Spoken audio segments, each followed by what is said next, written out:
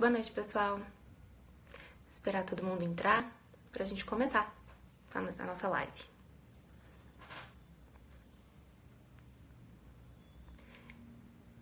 Não estou tão atrasada assim, né, Bruno? Gente, eu tive que deixar o celular de lado porque agora que eu percebi que eu tô praticamente sem bateria. E aí eu não consigo colocar ele em pé. Por isso que ele tá de lado. Então eu vou ter um pouco de dificuldade pra ler os comentários, mas eu tô tentando, né? Olha, querido aí. Diego. Obrigada, querido. Nosso Caio, a Ana. Esperando um pouquinho o pessoal entrar. E aí sim a gente consegue começar a nossa live, tá?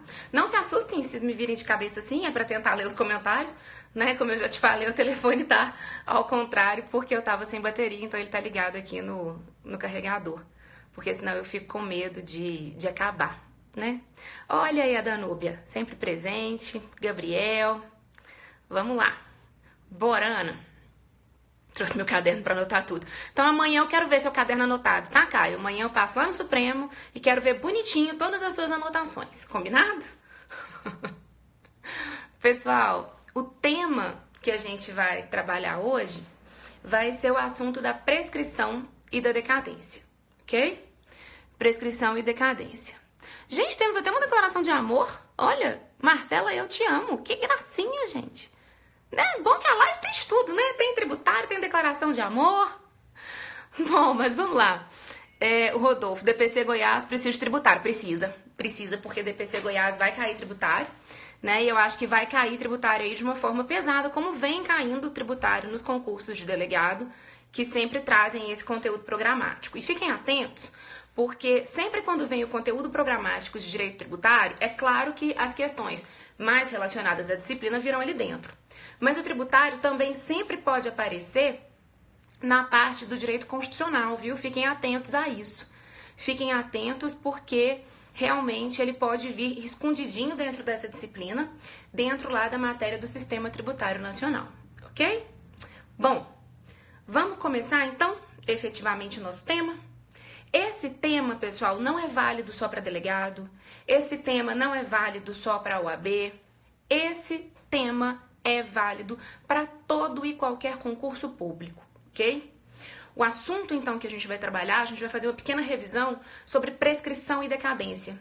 Prescrição e decadência sempre é um assunto muito cobrado e vocês costumam fazer uma certa confusão com relação a esses dois prazos, que são completamente distintos, completamente diferentes. Então, vamos lá, vamos começar do início.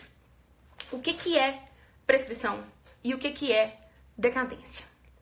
A decadência, pessoal, no direito tributário, ela nada mais é do que a perda que o fisco tem, perda de prazo que o fisco tem para lançar o crédito tributário, para constituir o crédito tributário.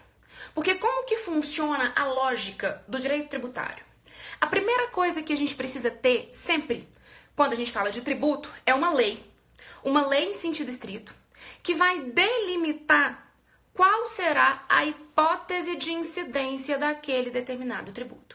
Então, a lei vai dizer em abstrato qual é a hipótese de incidência do tributo e, caso aquilo que está na lei aconteça no mundo real, aconteça no mundo dos fatos, nasce o tal do fato gerador, ok?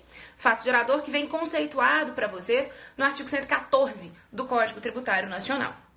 Nascendo, então, o fato gerador, dele decorre a chamada obrigação tributária. A obrigação tributária nada mais é do que uma relação jurídico-obrigacional tributária que vai colocar de um lado o sujeito ativo, o fisco, e do outro lado o sujeito passivo. Realizado, então, esse fato gerador, eu, sujeito passivo, tenho o dever, tenho a obrigação de pagar um determinado valor a título daquela realização do fato gerador. Mas quem me diz qual será o valor, como eu vou ter que pagar, de que forma, em quais condições, não é a obrigação tributária. Será o meu crédito tributário. É o crédito tributário, então, que é palpável, que eu consigo saber quanto é, para quem eu tenho que pagar, de quantas vezes, de que forma. Né? Como se a nossa obrigação tributária fosse a alma e o crédito o corpo. ok? No entanto, não é automática essa transformação da obrigação para o crédito tributário. Várias coisas, gente, podem constituir o crédito tributário, como, por exemplo, a própria declaração feita pelo sujeito passivo. Isso é até entendimento sumulado pelo STJ. Súmula 436 do STJ fala que a simples entrega de declaração por parte do sujeito passivo constitui o crédito tributário, dispensando o fisco, então, de qualquer providência nesse sentido. No entanto, a principal forma de constituição do crédito tributário é o lançamento tributário. O que é lançamento tributário? Gente, lançamento tributário tem conceito legal. Vem esculpido lá no artigo 142 do CTN. Lançamento é um ato administrativo e privativo do fisco, por meio do qual, então, o fisco, verificando a ocorrência daquele fato gerador, vai delimitar aquele valor que deve ser pago a título de crédito tributário. Então, quando a gente fala em decadência, o que nós temos é que o fisco perde o prazo para lançar, perde o prazo para constituir este crédito tributário. Isso é decadência tributária. Decadência tributária, então, é perda do prazo para lançar, perda do prazo para constituir um crédito tributário.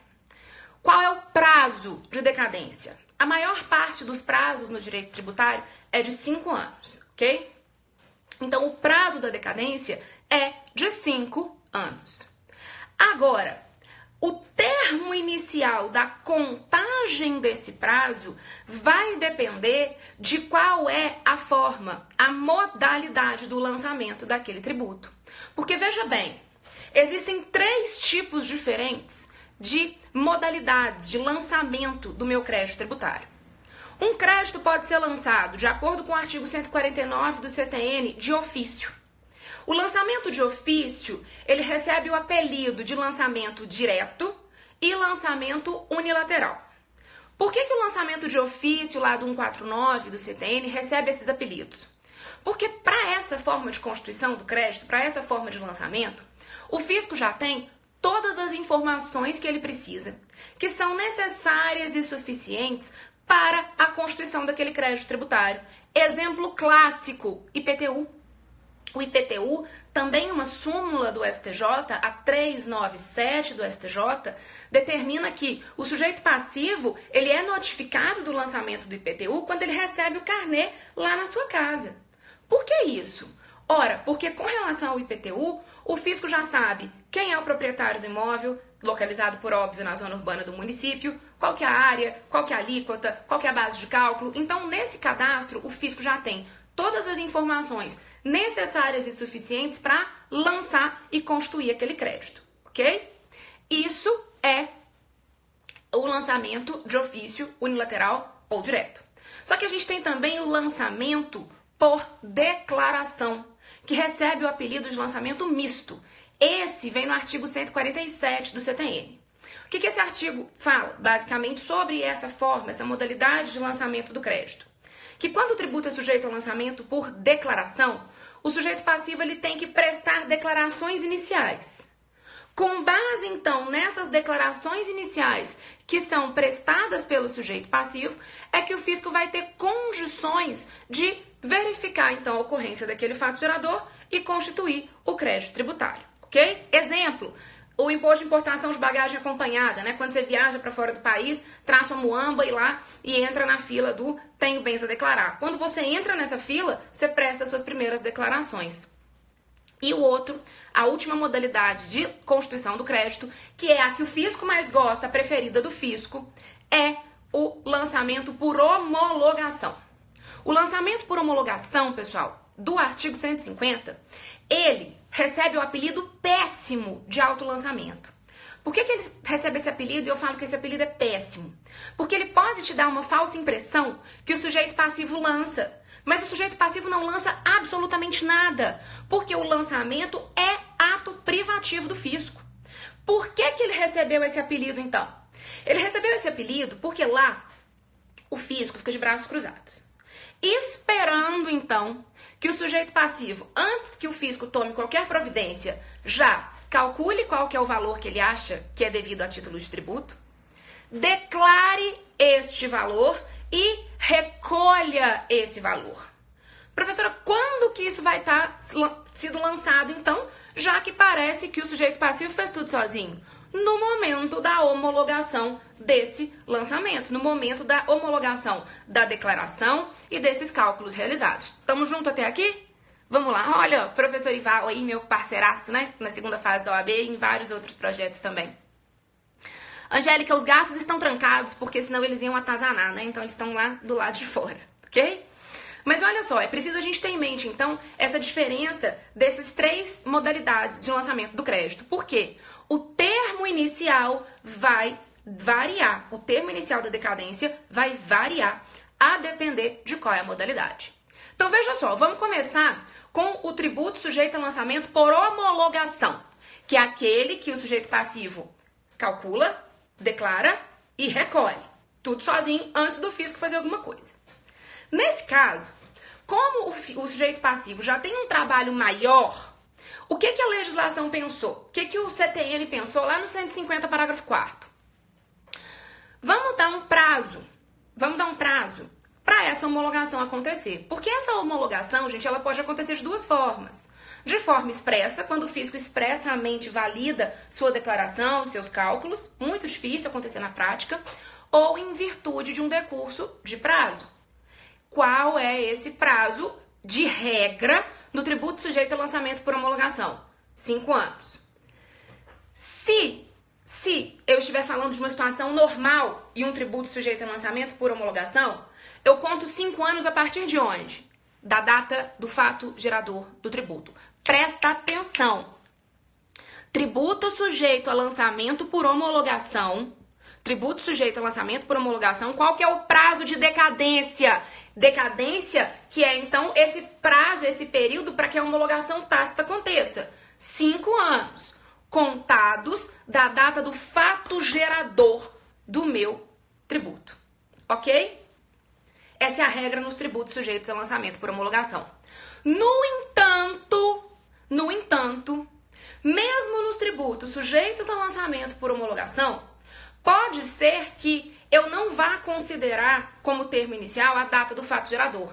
Se acontecer uma dessas 4 situações aqui, ó, dolo, fraude, simulação, essas 3 estão no 150, parágrafo 4º do CTN, ou ausência de declaração, entendimento aí da recente súmula 555 do STJ. Então presta atenção.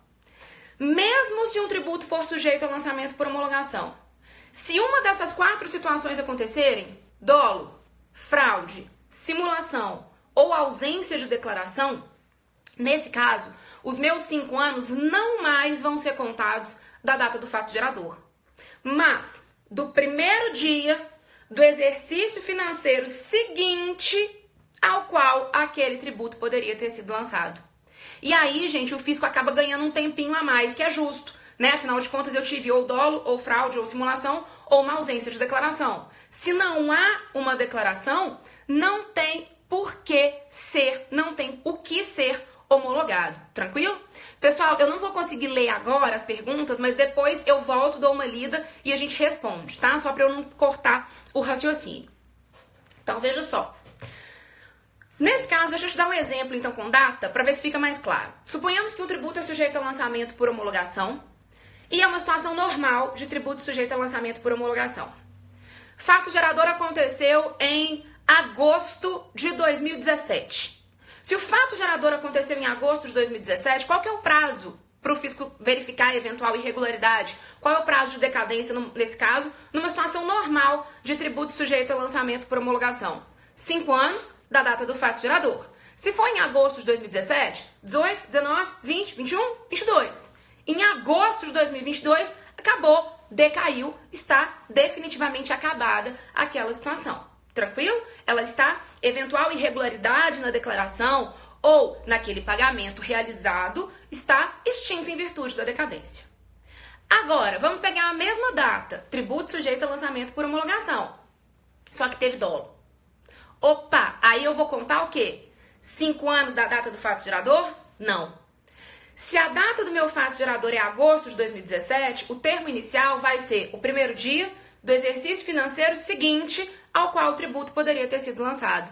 Então, será o termo inicial 1º de janeiro de 2018. Então fica 19, 20, 21, 22, 23. Somente em 1º de janeiro de 2023 é que estará aí operacionalizada a decadência nesse caso. Tranquilo, gente? Bom, e nas demais modalidades de lançamento, né?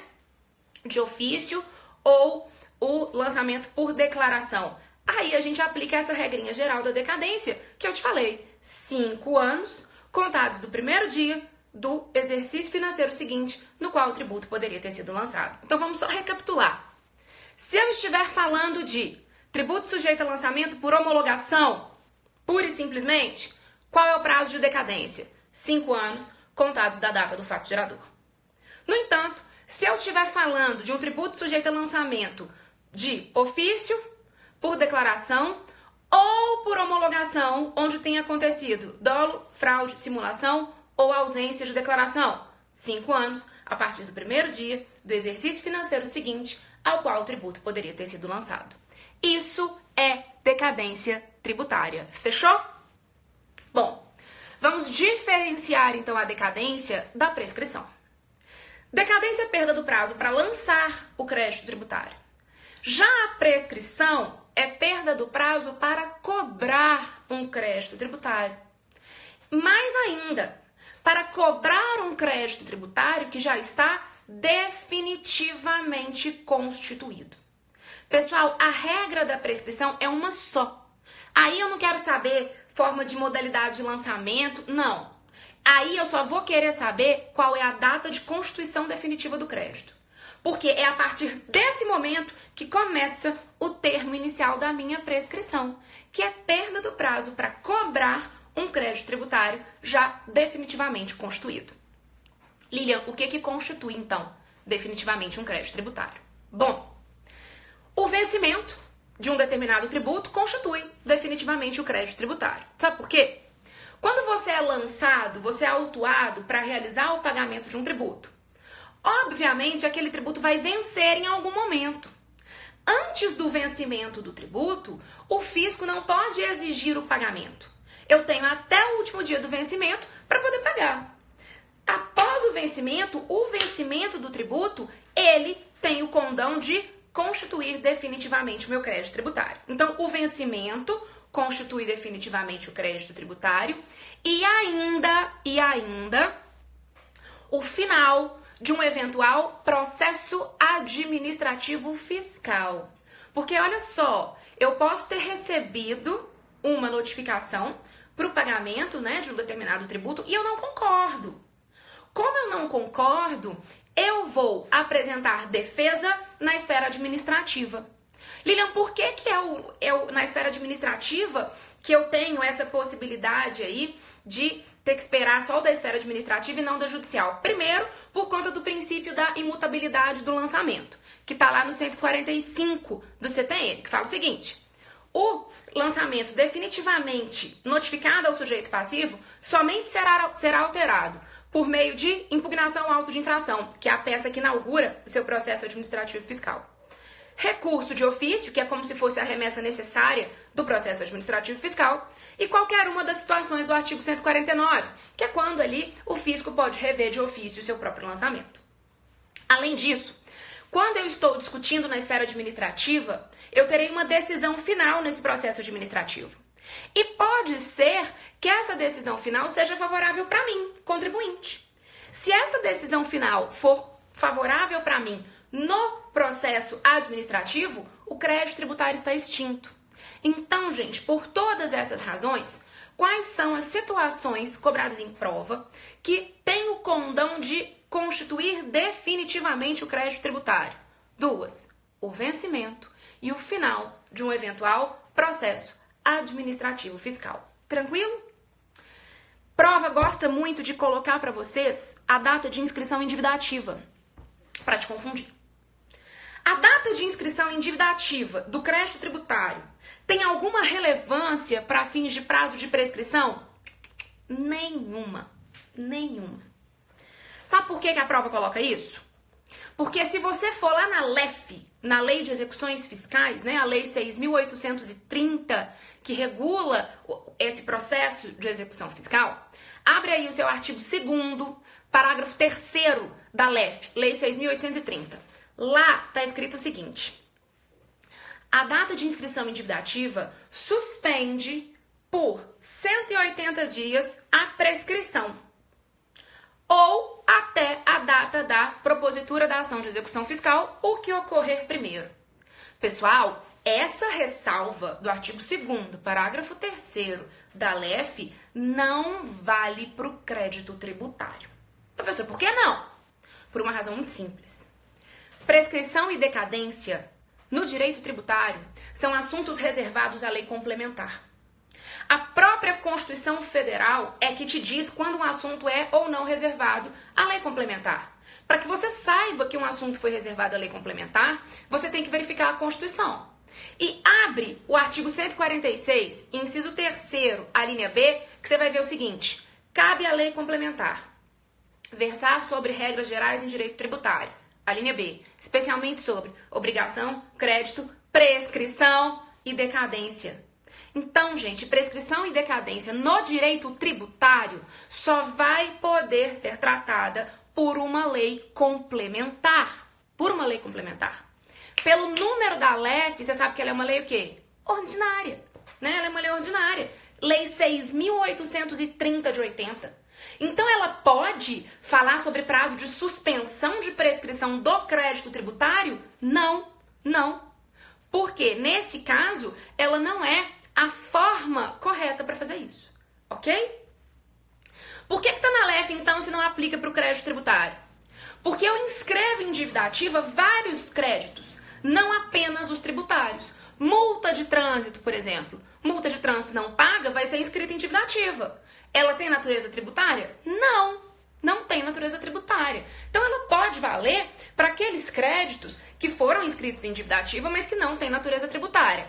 Para o direito tributário, essa suspensão de 180 dias da prescrição trazida na LEF não se aplica, porque prescrição e decadência são matérias, são institutos reservados à lei complementar, ok?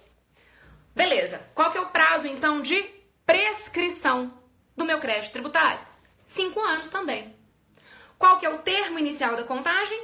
A data da constituição definitiva do crédito. Então, você conta 5 anos a partir da data de constituição definitiva do crédito. Presta atenção nessa situação aqui, ó. Essa situação prática costuma ser muito cobrada em prova. Suponhamos que o procurador verificou que o crédito tributário ele iria prescrever no dia 20 de abril de 2020.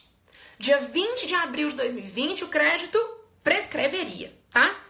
Ele corre, então, e entra com a ação de execução fiscal no dia 19 de abril de 2020.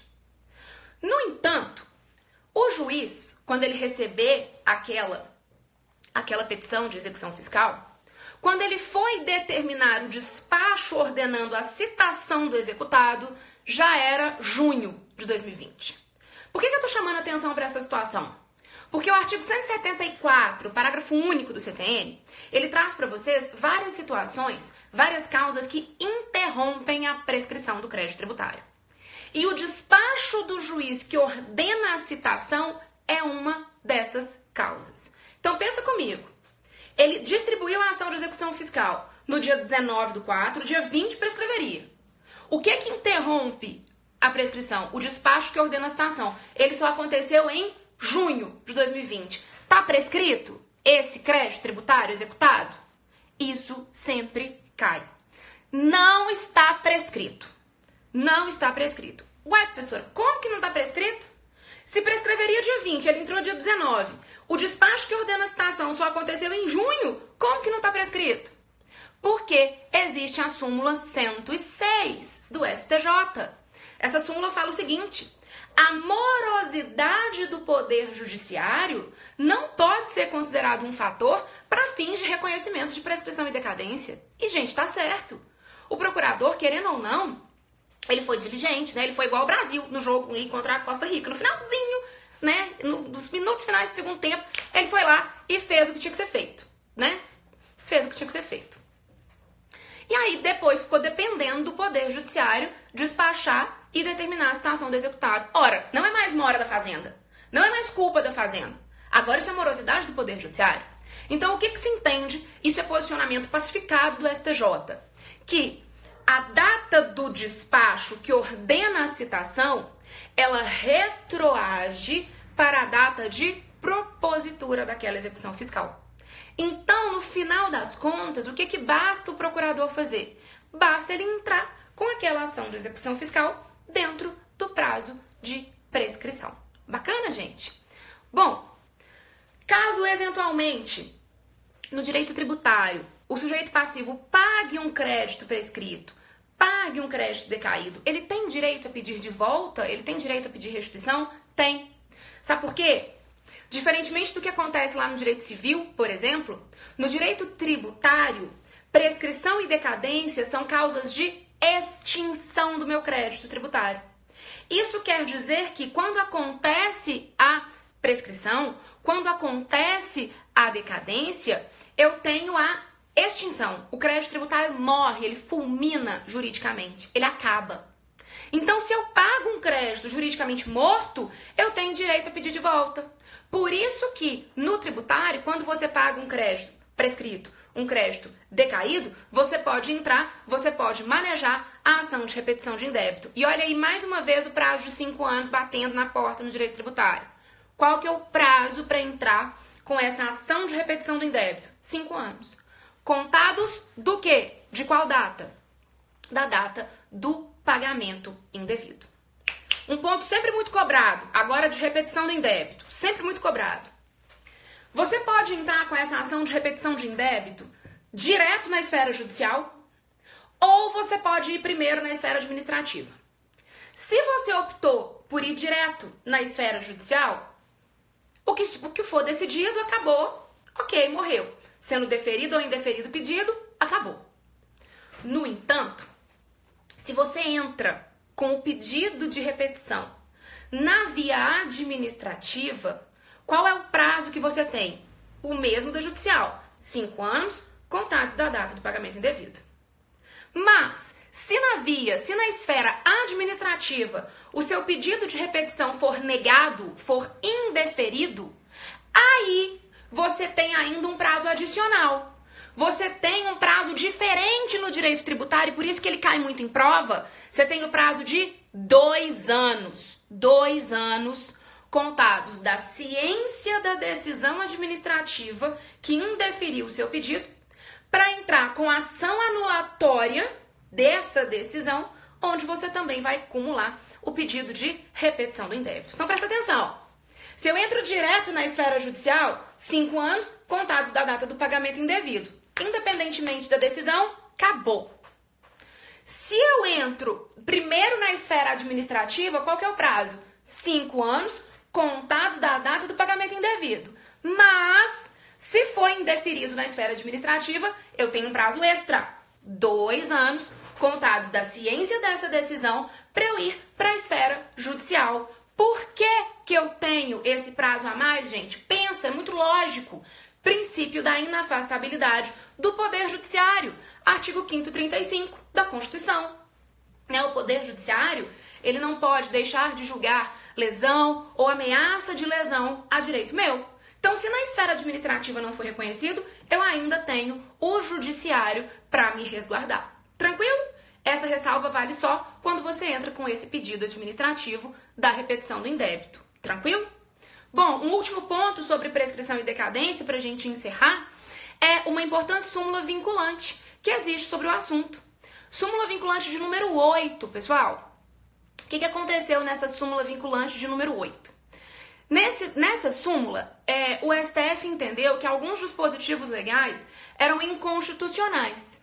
Por quê? Porque eles versaram sobre prescrição e decadência. Por qual razão esses dispositivos foram considerados aí inconstitucionais? Porque não eram lei complementar. Um exemplo que eu vou te dar e que está inclusive na súmula vinculante número 8, se não me engano são os artigos 45 e 46 da Lei 8.212. Essa lei falou o seguinte: bom, Para contribuições previdenciárias, que são minhas contribuições, eu, lei ordinária, estou dizendo que o prazo de prescrição e de decadência é de 10 anos. Peraí, você é lei ordinária. Você não tem competência formal para falar sobre prazo de prescrição e decadência, não. Porque é um assunto reservado à lei complementar. Então, necessariamente, uma lei complementar é que tem que falar sobre isso. Se uma lei complementar mudar o prazo de prescrição de decadência que a gente tem hoje, ok. Esse requisito formal foi respeitado. Agora, não me venha você, né, uma simples lei ordinária, né, a do compadre Washington, né, lei ordinária, querer vir falar sobre prescrição e decadência. Por essa razão, então, esses dispositivos foram considerados inconstitucionais, em razão da reserva de matéria à lei complementar para os assuntos prescrição e decadência. Bacana, gente? Com relação ao assunto prescrição, a gente também tem a possibilidade de haver aí a prescrição intercorrente, que é aquela prescrição que acontece... Sabe de nada, inocente? Compadre Posta. Que é aquela prescrição que acontece no bojo do processo executivo, no bojo do processo de execução. Como que é? Bem rapidamente, pra gente encerrar aí a nossa live, para não tomar mais o tempo de vocês. Olha só, depois que eu entro então com a minha ação executiva, eu tenho a interrupção da prescrição, certo? A gente viu lá, 174, parágrafo único do CTN traz várias situações que vão interromper essa prescrição. Como que funciona um processo de execução fiscal, gente? Quando eu entro com uma ação executiva, o juiz vai determinar, ele vai dar um despacho, determinando a citação do executado, para que ele, no prazo de 5 dias, pague ou garanta aquele crédito tributário. Então, já é um processo de execução. Importantíssimo que ele venha acompanhado da CDA, né? Da nossa certidão de dívida ativa aí. Porque é o título executivo extrajudicial que vai embasar esse processo executivo. Se a execução fiscal vier sem a CDA, aquela execução é totalmente nula. Acontece muito na prática, viu? Isso é muito corriqueiro na prática. Se ataca aí por meio de uma EPE, de uma exceção de pré-executividade, absoluta nulidade dessa execução fiscal que sequer traz o título executivo. Mas, bom, partindo do pressuposto que não há essa nulidade, o que a gente faz então? O executado ele é citado para em 5 dias pagar ou garantir a dívida. Gente, artigo 40 da LEF. Se não for encontrado o devedor para ser citado, ou ele foi encontrado, mas eu não consigo localizar bens dele passíveis de penhora, qual é a providência que o juiz vai tomar? O juiz vai suspender, presta atenção, ele vai suspender o processo pelo prazo máximo de até 1 ano. Então, não foi localizado o executado para ser citado. Ou foi localizado, mas não encontrei bens suficientes, o juiz suspende o processo de execução fiscal pelo prazo máximo de 1 ano. Nesse prazo de suspensão, não corre prazo de prescrição. Está suspenso o processo, está suspenso o prazo de prescrição, ok? Findo este prazo de 1 ano, se eu ainda não tiver achado a pessoa para ser citada, ainda não localizei bens do devedor, aí pode-se iniciar o prazo de contagem da prescrição intercorrente. Então, veja, é depois desse 1 ano de suspensão que eu começo a contar os 5 anos da prescrição intercorrente. Então, na prática, para dar prescrição intercorrente, quanto tempo eu preciso no mínimo? No mínimo 6 anos. 1 ano que o processo fica suspenso, que não corre prazo, e aí, depois desse 1 ano, é que eu começo a contar o prazo quinquenal de prescrição intercorrente. Sendo reconhecida essa prescrição intercorrente, está extinto também o crédito tributário. Bacana? Súmula a esse respeito. Vejam que prescrição e decadência é um assunto que conta com muitas súmulas, ok? Súmula 314 do STJ me fala isso. Fim do prazo de suspensão de 1 ano dos autos é que se inicia o prazo quinquenal da nossa prescrição intercorrente. Tranquilo, pessoal? Bom, essa foi a revisão que eu quis trazer para vocês, porque geralmente eu vejo que é um assunto que vocês têm muita dificuldade. Vocês costumam confundir muito na prática prescrição com decadência, porque o prazo é igual, né? E a gente acaba às vezes se confundindo. Decadência, perda do prazo para lançar o crédito tributário. Prescrição, perda do prazo para cobrar um crédito tributário definitivamente constituído. Era isso que eu queria tratar com vocês, então, obrigada pela atenção de cada um de vocês aí, né, que tirou um pedacinho da noite de vocês para poder, né, estudar direito tributário, né, é difícil, né, gente? Tirar aí a noite de domingo para vir falar sobre direito tributário, né, no meio de Copa do Mundo, mas é isso, então, obrigada aí realmente pela atenção de vocês, e todo domingo a gente tem essas lives por volta de 9h30, ok? O Brasil que eu quero é um Brasil com mais lives assim. Adorei. Obrigada, viu, gente? Obrigada pelo carinho de vocês. Eu vou, então, depois que encerrar, ler todos os comentários. E aí, depois vocês podem me mandar direct aí, quem eu não tiver respondido. Porque, realmente, durante a live fica um pouco corrido. Eu não consigo acompanhar. Ainda mais hoje, né? A pessoa tapada, esqueceu de colocar o telefone para poder carregar. Aí, na hora que vem fazer a live, percebe que estava sem bateria. Aí, eu tive que virar a live. Então, eu tô com a cabecinha assim virada para conseguir ler os comentários de vocês, né? Michelle aí, sempre uma fofa acompanhando aí a gente, seja na lista de transmissão, seja na live. Ah, e se você ainda não faz parte da nossa lista de transmissão, me manda um WhatsApp, porque eu já te incluo nessa lista de transmissão e toda quarta-feira tem uma dica lá na lista de transmissão. Professora, qual que é o número? O número da lista de transmissão tá salvo lá no meu perfil. Por mais absurdo que pareça, eu não decorei esse número, vocês me desculpem, eu ainda não decorei. Então dá uma olhada lá no meu perfil, que tem o número, é só vocês mandarem um WhatsApp pro número de telefone que tá salvo no meu perfil, falando o seu nome, que aí eu te adiciono, né, na lista de transmissão. É importante que você, além de me mandar esse WhatsApp com o seu nome, você salve também o meu número, o meu contato. Porque do contrário você não recebe as dicas, tá? Então, meu compromisso com vocês aqui é o seguinte: toda quarta-feira tem dica nova na nossa lista de transmissão, dica rápida, dica de no máximo vídeo de no máximo 1 minuto, que é o que a lista comporta, sempre com temas variados sobre o direito tributário. E todo domingo, após a live da Lu, de Medicina Legal, a gente tem a nossa live de direito tributário. No próximo domingo, eu não vou fazer uma revisão de um tema. Eu vou escolher algumas questões de direito tributário para a gente resolver junto. E eu vou alternando. Uma semana eu resolvo questões, outra semana eu faço uma revisão teórica de um ponto, de um assunto específico. Fiquem à vontade também para mandar assuntos que vocês querem ver discutidos aqui nas nossas lives. E é isso. Bacana? Quem não conhece também o site, dá uma olhadinha lá no site. Né? Tem o site professoraliliansouza.com.br, onde vocês encontram também várias aulas gratuitas disponibilizadas dentro do site, encontram vários materiais gratuitos para download e vários livros também com cupons de desconto, tanto na Editora De Plácido, eu tenho um cupom de desconto na Editora De Plácido que te dá desconto em qualquer livro da livraria, quanto da Editora Foco, né? Quem está se preparando para concursos policiais já conhece o nosso Vademecum policial da Editora Foco. E também encontra um blog de direito tributário, onde eu sempre publico algum artigo importante aí, mais relevante, sobre o cotidiano do direito tributário. Pessoal, é isso, não vou tomar mais o tempo de vocês. Mais uma vez, muito obrigada pelo carinho e pela atenção por terem estado aqui comigo hoje. Um beijo e até domingo que vem. Tchau, tchau.